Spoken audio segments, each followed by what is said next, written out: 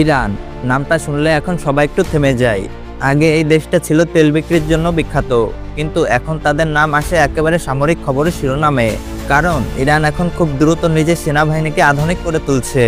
কেউ ভাবতেও পারেনি এত নিষেধাজ্ঞা আর চাপের মাঝেও তাদের সেনাবাহিনী এমন উন্নত প্রযুক্তি ব্যবহার করবে। ইরান একা এটা করছে না, তাদের সঙ্গে আছে চীন, রাশিয়া আর উত্তর কোরিয়া।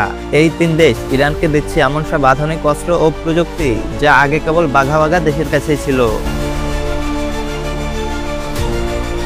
বিশ্বের সবথেকে গোপন অস্ত্রের মধ্যে পড়ে লেজার ওয়েপন।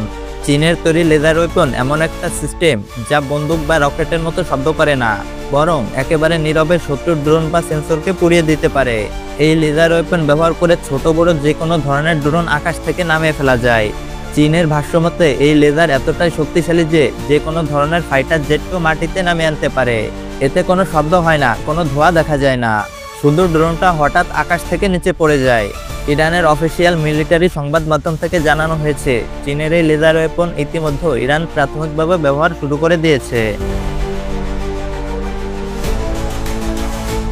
চীন এই রোবট কুকুর বানিয়েছে সেনাবাহিনীর জন্য।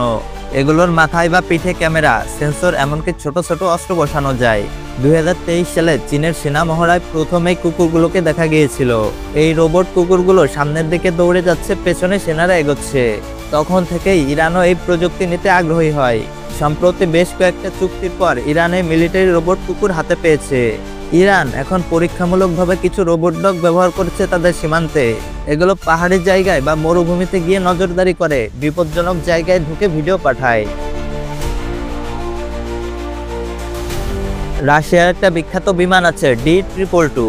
এটা পৃথিবীর একমাত্র বিমান যেটা হেলিকপ্টারের মতো সরাসরি উপরে উঠতে পারে, আবার নামতেও পারে। এর গতি প্রতি ঘন্টায় 900 কিলোমিটারের কাছাকাছি। মূলত এটাকে ব্যবহার করা হয় যুদ্ধক্ষেত্রে ভারী সরঞ্জাম ও সৈন্যদের এক জায়গা থেকে অন্য জায়গায় নিয়ে যাওয়ার জন্য। যেখানে সাধারণ বিমানে উড়ার জন্য বিশাল রানওয়ে লাগে, সেখানে এই বিমানে সেনারা কয়েক মিনিটে পৌঁছে যেতে পারে। এই বিমান একসাথে 40 টন ওজন উঠাতে পারে। এই বিমান ইরানের হাতে গিয়েছে 2025 সালের শুরুতেই। ইরানের সামরিক প্যারেডে এই বিমানকে আকাশে টহল দিতেও দেখা গেছে। উত্তর কোরিয়া নিজেদের তৈরি DT-300 নামের একটা ড্রোন আছে। এটা ছোট হলেও অনেক শক্তিশালী। এটা ভারী বোমা বা বিস্ফোরক বহন করতে পারে এবং এক চার্জে 200 কিলোমিটার দূরে উঠতে পারে। ইরান দীর্ঘদিন ধরে নিজেদের ড্রোন তৈরি করছে, যেমন শাহেদ 136, যা রাশিয়াও ব্যবহার করছে। কিন্তু উত্তর কোরিয়ার কাছ থেকে তারা নতুনভাবে এই ড্রোন আনার চুক্তি করেছে।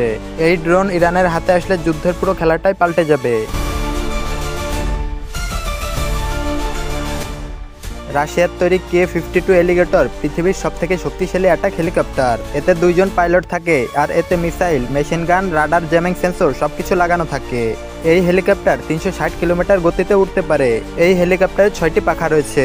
জানলে অবাক হবেন, এটা এতটাই শক্তিশালী যে একটা পাখা ভেঙে গেলে সেটা বাকি পাখা দিয়ে ব্যালেন্স করে যুদ্ধ চালিয়ে যেতে পারে। এটা পৃথিবীর একমাত্র হেলিকপ্টার যেটা কোনো যুদ্ধ বিমানকে টার্গেট করতে পারে। ইরান রাশিয়ার সঙ্গে নতুন সামরিক চুক্তি করেছে। এই হেলিকপ্টার ইরানের কাছে এসেছে মাত্র 2 মাস আগে। এখন ইরানের পাইলটদের রাশিয়াতে প্রশিক্ষণ দেওয়া হচ্ছে। সব মিলিয়ে ইরান এখন অনেকটাই বদলে গেছে। আগে তাদের শক্তি ছিল মানুষের সংখ্যায়, এখন সেটা প্রযুক্তিতে রূপান্তরিত হয়েছে।